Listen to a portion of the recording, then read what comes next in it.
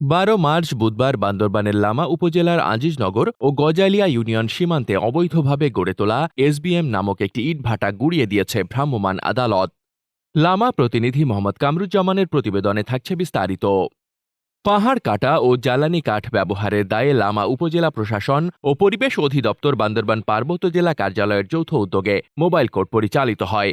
অভিযানে নেতৃত্ব দেন লামা উপজেলা নির্বাহী কর্মকর্তা ও এক্সিকিউটিভ ম্যাজিস্ট্রেট মোহাম্মদ মঈনুদ্দিন এবং সহকারী কমিশনার ভূমি রূপায়ণ দেব। প্রসিকিউশন প্রদান করেন মোহাম্মদ রেজাউল করিম, সহকারী পরিচালক পরিবেশ অধিদপ্তর বান্দরবান পার্বত্য জেলা।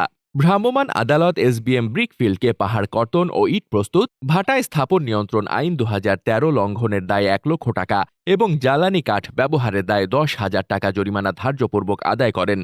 একই সঙ্গে 540 ঘনফুট জ্বালানি কাঠ জব্দ করা হয়। অভিযানের সময় পানি ঢেলে ইটভাটার চুল্লির আগুন নিভিয়ে দেওয়া হয় এবং এক্সকেভেটর দিয়ে চিমনি ও কিলন গুড়িয়ে কার্যক্রম বন্ধ করা হয়। এ অভিযানে লামা বন বিভাগ, পুলিশ প্রশাসন ও লামা ফায়ার সার্ভিসের সদস্যরা সার্বিক সহযোগিতা করেন। পরিবেশ সুরক্ষায় এ ধরনের অভিযান অব্যাহত থাকবে বলে জানিয়েছেন প্রশাসন ও পরিবেশ অধিদপ্তর। মোহাম্মদ শামীম রেজা, দৈনিক খোলা চোখ। আপনার স্বপ্নের যাত্রা হোক ফ্লাই ইনফিনিটির সাথে।